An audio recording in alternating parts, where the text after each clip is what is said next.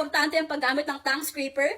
Pues ngayon, sasabihin ko sa inyo kung bakit napaka-importante niya. Halos lahat talaga ng mga dentista, even here dito sa TikTok mga mima ko, nire-recommend talaga nila lagi ang paggamit ng tongue scraper o yung mga panlinis ng dila talaga.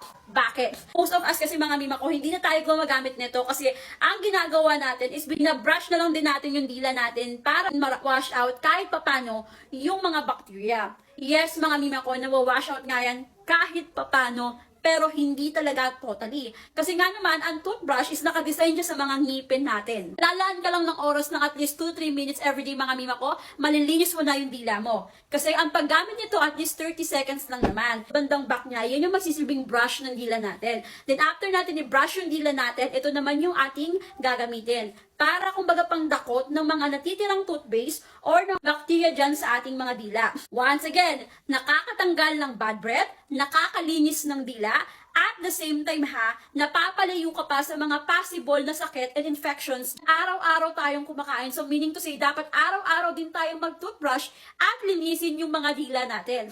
Kapag ka mabaho hininga mo, gugustuhin ka ba ng ka-office mate mo, ka-work mo, or even kapitbahay mong kausapin ka?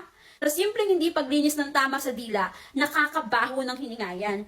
Pansinin nyo, may mga tao na medyo amputi na or parang madilaw na yung dila nila. Unlike sa mga tao talagang may mga hygiene using this. Ganda itong nagamit ko mga mima ko kasi talagang nagtatagal siya ha.